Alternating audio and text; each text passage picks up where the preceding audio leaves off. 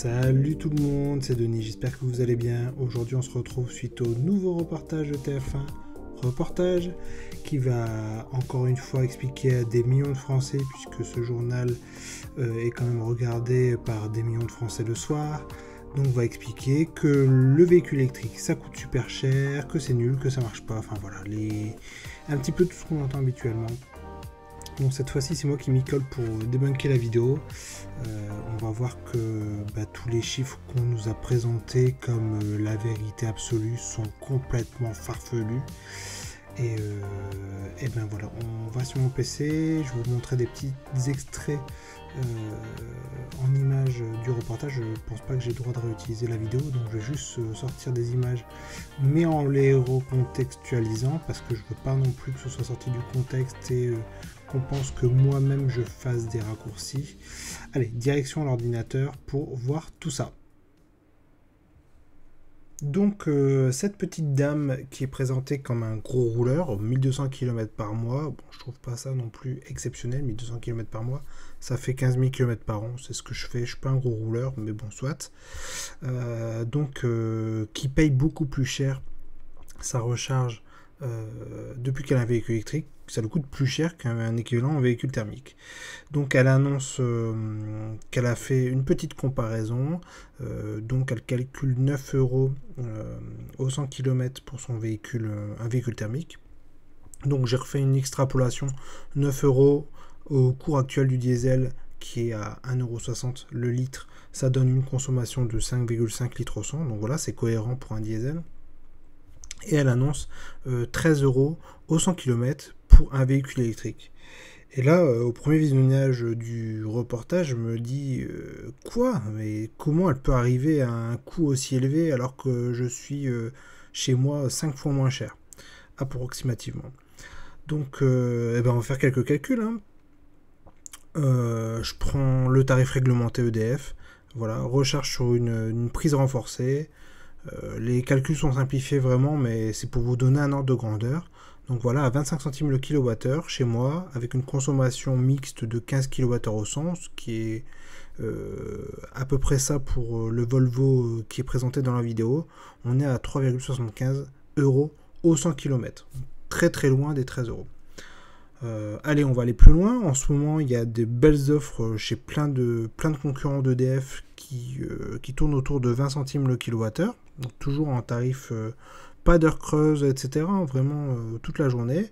Et donc à 20 centimes, on tombe à 3 euros au 100 km. Toujours avec le même paramètre de 15 kWh au 100. 3 euros toujours comparé aux 13 euros de cette petite dame. Bon, alors, elle n'a pas de borne chez elle, elle va charger en extérieur. Et bien, on va la vérifier ça. Donc, déjà, cette image, elle me fait beaucoup rire. Enfin, là, du coup, allez voir le reportage si vous ne l'avez pas vu. Mais la personne qui n'arrive pas à brancher son câble, elle va mettre ses doigts dans la prise. Non, mais enfin, même mes enfants, ils n'ont jamais mis les doigts dans une prise quand ils n'arrivaient pas à brancher une prise de courant à la maison.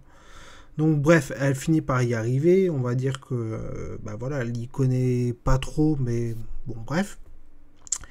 D'ailleurs, elle se plaint que ça marche pas.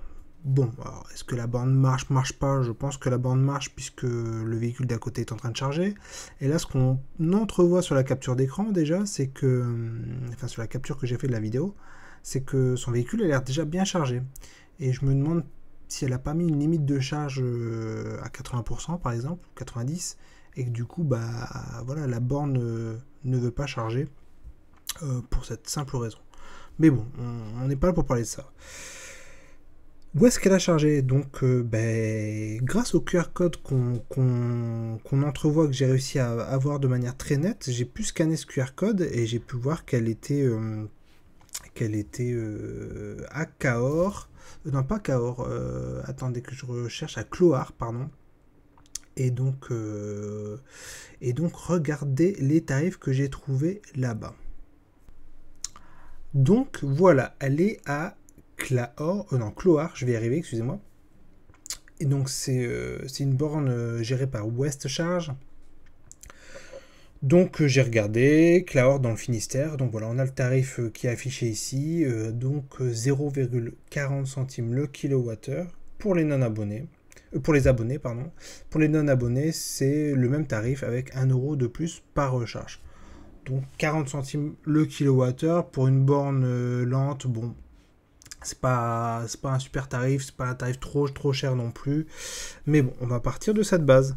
Donc 40 centimes, toujours cette moyenne de 15 kWh au 100, on arrive à 6 euros au 100 km. Donc on est toujours plus de 2 fois moins cher que ce qu'elle annonce.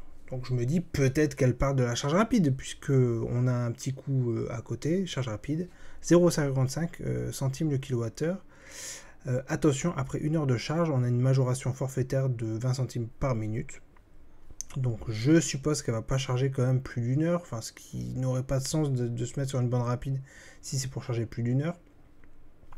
Et donc même avec 55 centimes le kilowattheure, on arrivera à 8,25 euros au 100 km, ce qui est toujours beaucoup moins cher que ce qu'elle annonce. Et donc je me suis dit, je ne sais pas qu'est-ce qu'elle utilise pour charger. Et donc sur cette nouvelle capture d'écran du reportage, on peut apercevoir que c'est une facture ChargeMap qu'elle nous sort. Donc ChargeMap, encore une fois, j'ai rien contre eux. Je les remercie même d'avoir été là pour le démarrage du véhicule électrique et même encore aujourd'hui pour leur application. C'est super utile. Par contre, leur pass est quand même cher. Et donc j'ai été voir sur ChargeMap la fameuse station. Donc voilà, la fameuse station, je vous montre ça maintenant. Donc c'est bien celle de Clouard, Carnoët, place de l'Océan. C'est exactement la même que celle qui est donnée en caractéristique quand on scanne le QR code. Et donc on a des tarifs ChargeMap qu'on peut consulter sur ordinateur. Et donc qu'est-ce qu'on y voit?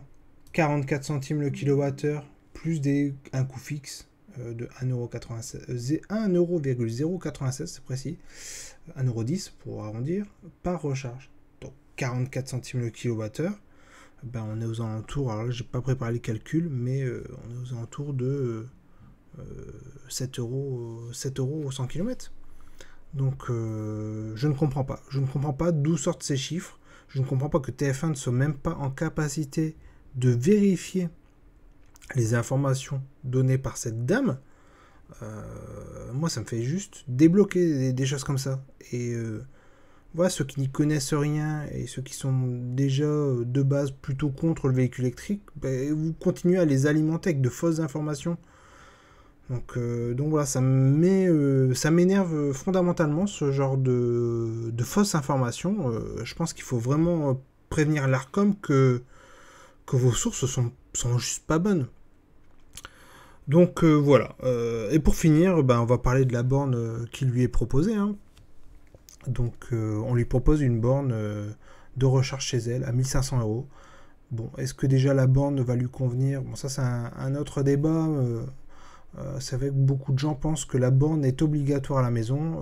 Une prise renforcée peut très bien faire l'affaire. Une prise renforcée type Green Up de chez Legrand, c'est celle qui est la plus connue. Hein.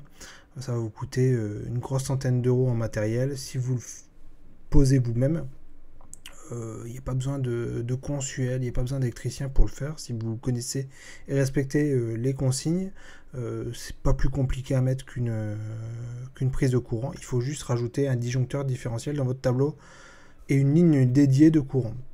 Donc ça va coûter, allez, on va dire 150 €. Si vous le faites poser par un électricien, si le mec est sympa, il va vous facturer ça, les 300 €, parce que en 1 heure c'est torché. Une borne de recharge à 1500 €, déjà c'est hyper cher de base.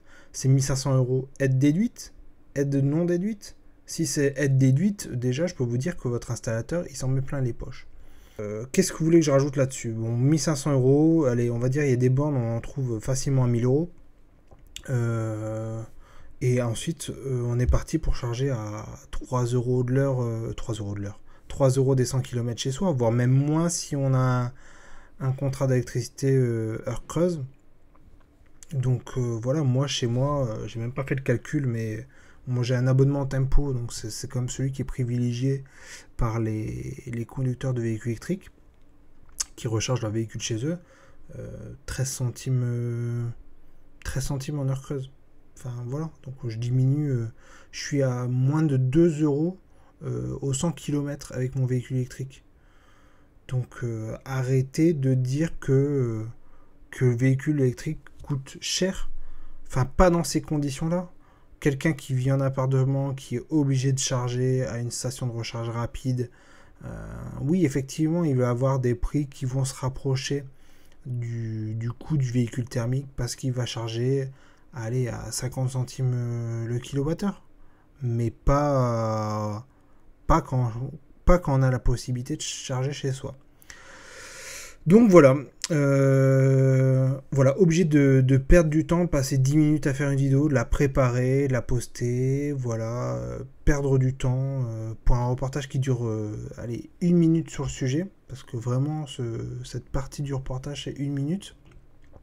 Le reste, on n'en parle pas, parce que les autres chiffres, comme quoi le marché s'effondre, sont aussi faux, il n'y a pas de source, encore une fois. Donc voilà, moi je m'inquiète vraiment aussi des reportages chez TF1 parce que bon, moi j'ai la chance de connaître ce domaine et de voir que leurs reportages diffusent de fausses informations. Mais ça veut dire quoi?